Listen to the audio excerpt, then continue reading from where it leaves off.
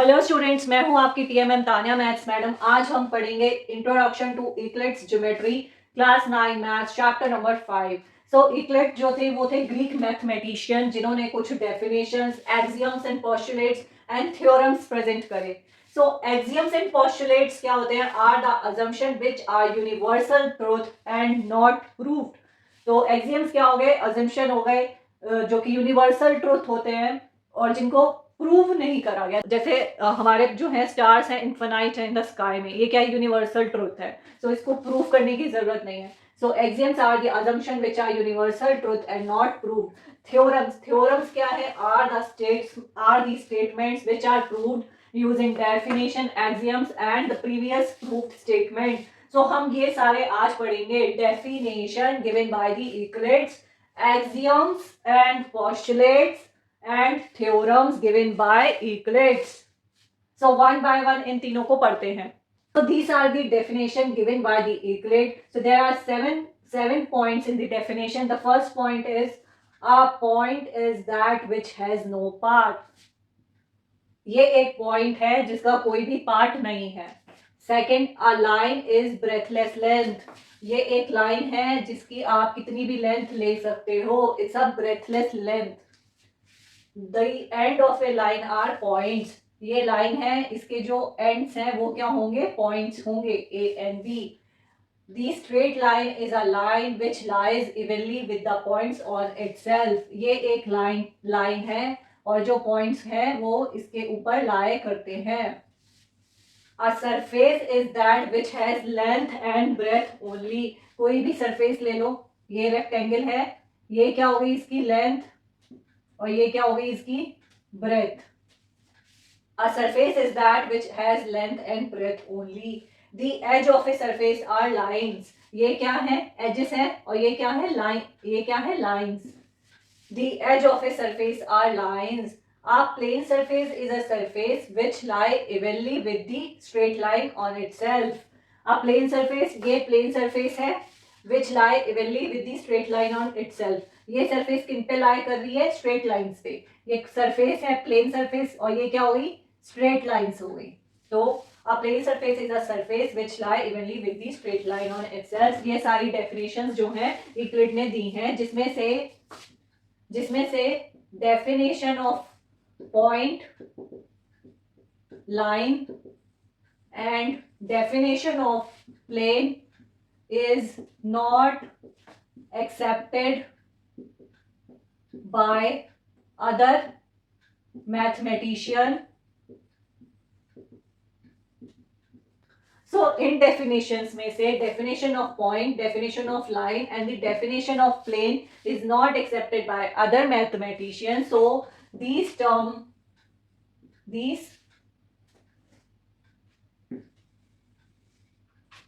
terms are known as undefined terms.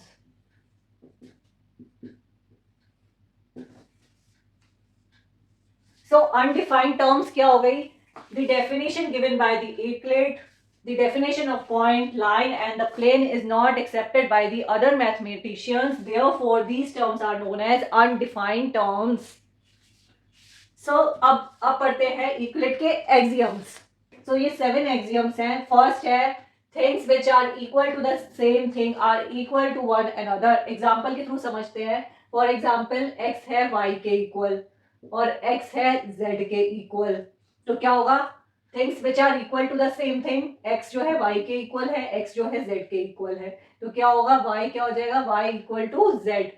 Things which are equal to the same things, y x के equal, z x के equal, z और y क्या है? x के equal है, तो ये दोनों भी आपस में क्या है? इक्वल हो जाएंगे। इफ सेकंड है if equals are added to the equal, the wholes are equal. Example, ये 5 है, 5 इज इक्वल टू 5। अब इसमें ऐड करो, if equals are added to the equals, ये इक्वल्स है, अब इसमें ऐड कर लो 5 plus 3 is equal to 5 plus 3 8 is equal to 8। अगर इक्वल्स में हम इक्वल नंबर ऐड करेंगे तो उनका होल मतलब टोटल, तो उनका टोटल भी क्या होगा? इक्वल आएगा। Next, if equals are subtracted from equals, अब इक्वल्स ले लो, ये क्या है, इक्वल्स है। अब सब if equals are subtracted from equals, equals में इक्वल नंबर सब्ट्रैक्ट कर दो, 5 minus 3 is equals to 5 minus 3, 2 is equals to 2। If equals are subtracted from equals the remainders are equal, ये हो गए इक्वल नंबर, उसमें से इक्वल नंबर को हमने सब्ट्रैक्ट कर दिया, तो जो हमारा रिमाइंडर बचा वो भी क्या होगा, एक दूसरे के इक्वल होगा। Fourth, things which coincide with one another are equal to one another. अब ये क्या है, ये एक, इसको रब कर देते हैं। अब ये क्या है, ये एक सर्कल है, ये दो सर्कल है। अब इस वाले सर्कल को इसके ऊपर रख दो, तो ये एक सर्कल हो गया, ये दूसरा सर्कल हो गया। अगर ये दोनों सर्कल आपस में बिल्कुल मिल जाते हैं, कॉन्साइड हो जाते हैं, that means they are equal to one another, वो एक दूसरे के इक्वल होंगे। नेक्स्ट फिफ्थ वाला, the whole is greater than the part. ये एक सर्कल है होल, इसका मैं एक पार्ट ले लूं तो क्या बड़ा है, ये वाला सेक्शन बड़ा है या ये पूरा बड़ा है, ऑब्वियसली ये पूरा बड़ा है। The whole is greater than the part. Sixth, things which are double of the same things are equal to the one another। अब कोई नंबर है 4 इज इक्वल टू 4, ठीक है, अब इसका डबल ले लो, 2 into 4 is equal to 2 into 4 क्या आया, 8 इज इक्वल टू 8। तो यही वो बोल रहा है, सेम थिंग, फोर्स ये सेम थिंग है, उसका डबल ले लो तो क्या हो गया, वो भी एक दूसरे के इक्वल होगा। Seventh, things which are halves of the same thing are equal to one another. Same thing ले लो, 4 ले लिया, ये सेम है, उसका हाफ कर दो, 4/2 4/2, तो क्या आया, अगर किसी सेम थिंग का हाफ लेंगे तो वो भी क्या होगा, इक्वल होगा एक दूसरे से। ये एक एक्सियम है 5.1, given two distinct points there is a unique line that passes through them. So हमारे ये दो पॉइंट है P और Q। सो इनसे कितनी लाइंस पास होंगी, दो डिस्टिंक्ट पॉइंट से। सो अगर एक पॉइंट है तो एक पॉइंट से तो कितनी भी लाइन पास हो जाएंगी, इनफाइनाइट लाइन। लेकिन दो डिस्टिंक्ट पॉइंट से क्या होगी, सिर्फ एक लाइन पास होगी, unique line. So given two distinct point there is a unique line that passes through them. ये सारे हो गए, डेफिनेशन हो गई एक्सियम्स की, ये सारे एक्सियम्स थे यूक्लिड के। अब पढ़ते हैं कंसिस्टेंट। कंसिस्टेंट क्या होता है, system of axioms are called consistent. Two or more axioms are called consistent if they are not contradict to each other. For example, हमारे पास 2-3 statements हैं, तो अगर वो 2-3 statement तीनों different है, different topic पे बात कर रहे हैं, तो वो एक्सियम्स क्या होंगे, कंसिस्टेंट होंगे। अगर कोई 2 या 3 एक्सियम्स जो हैं वो कॉन्ट्राडिक्ट कर रहे हैं एक दूसरे को, तो वो क्या होंगे, non consistent axioms. For example, जैसे मैं यहाँ पे लिख लूं, ये एक एक्सियम है, things which are equal to the same thing are equal to one another, पहला एक्सियम है। अगर मैं दूसरा एक्सियम लिख दूं, things which are equal to the same thing are not equal to each other. तो पहला स्टेटमेंट है things which are equal to the same thing are equal to one another, first axiom. और second axiom है things which are equal to the same thing are not equal to each other. तो ये दोनों statements क्या हो गई, contradictory हो गई। पहली कह रही है इक्वल है, सेकंड कह रही है नॉट इक्वल है, तो ये दोनों सिस्टम क्या हो गए, नॉट कंसिस्टेंट हो गए। So consistent क्या होता है, a system of axioms are called consistent. Two or more axioms are the consistent if their statements are not contradictory to each other. So इसको रब कर देते हैं, postulates को पढ़ते हैं। So ये यूक्लिड के postulates हैं, 5 postulates given हैं।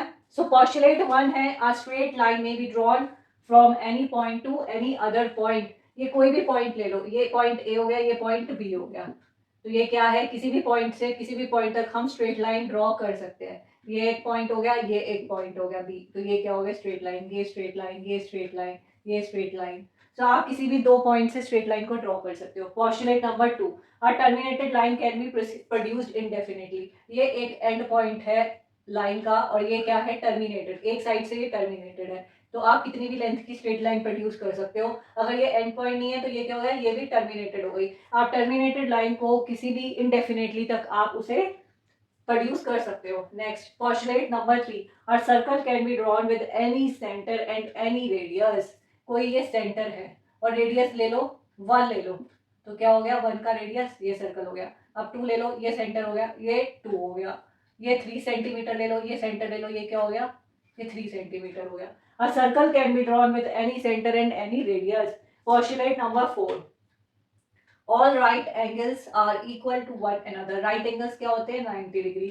ये क्या हो गया ए बी सी, ये क्या हो गया 90 डिग्री। अब ये किसी भी डायरेक्शन में हो,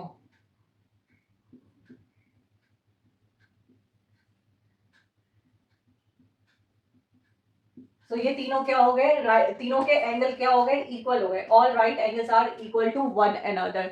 सो इसको रब कर देते हैं, पोस्टुलेट नंबर 5 पढ़ते हैं। ये पोस्टुलेट नंबर 5 है, थोड़ा बड़ा है पर ध्यान से समझना बहुत इजी है। If a straight line falling on two straight line makes the interior angles on the same side of it taken together less than two right angles, then the two straight line if produced indefinitely meet on that side on which the sum of angle is less than two right angles। कुछ समझ नहीं आया तो easy भाषा में पहले इसको follow करते हैं one by one. If a straight line following on two straight line, ये टू स्ट्रेट लाइंस हैं P Q R S A B, ठीक है, यही बोल रहा है। If a straight line following on two straight line, following on two straight line, ये two straight line है और ये एक लाइन है जो इनके ऊपर फॉल कर रही है। तो जहां पे ये इंटरसेक्ट करेगी, ओ एम ले लो, जहां पे ये इंटरसेक्ट करेगी ये एंगल्स बनाएगी। ये ले लो 1, ये ले लो 2, ये ले लो 3, ये ले लो 4। क्या बोल रहा है, makes the interior angle on the same side of it. Interior angles of the same side कौन से हो गए, 1, 2 एंड 3 एंड 4। अब ये बोल रहा है सेम साइड वाले का सम लो, टेकन टुगेदर मतलब सम 1 + 2। अब इन ये जो एंगल्स बन रहे हैं इन दोनों का सम लेस देन 180 डिग्री है। Sum of angle is less than two right angle. Right angle क्या हो गया 90 डिग्री, टू राइट एंगल मतलब 180 डिग्री। अगर इन दोनों का सम लेस देन 180 डिग्री है तो ये जो दो स्ट्रेट लाइन है अगर इनको आगे बढ़ाएं उसी डायरेक्शन में तो ये उस साइड पर इंटरसेक्ट करेंगी। किस साइड इंटरसेक्ट करेंगी, जिनके interior angle less than 180 degree होंगे उनको आगे बढ़ाने पर वो उस साइड इंटरसेक्ट करेंगी। That means if angle 1 + 2 is less than 180 degree then PQ and RS intersect on left side. Okay, if angle 3 plus angle 4 less than 180 degree then they intersect on right side। ये जो two lines हैं वो किस direction में मिलेंगी, intersect करेंगी। So basically if a straight line falls on two straight line makes the interior angle 1 2 3 4। अगर same side वालों का अगर हम सम लें, अगर वो लेस देन 180 डिग्री है तो वो उसी डायरेक्शन में एक दूसरे को मीट करेंगी, इंटरसेक्ट करेंगी।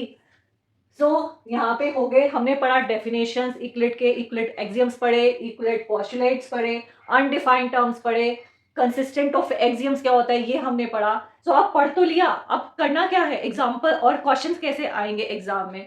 बेसिकली इन सब का हम यूज करेंगे स्टेटमेंट्स को प्रूव करने के लिए। जो हमें एग्जाम्पल्स दे रखे होंगे जिनका प्रूफ मांगा होगा, ये दिया हुआ है इसको प्रूफ करो, तो वो हम प्रूफ करेंगे। इससे रिलेटेड जब एग्जाम्पल और एक्सरसाइज करेंगे तो आपको इन सब का और समझ में आएगा इनका यूज क्या है।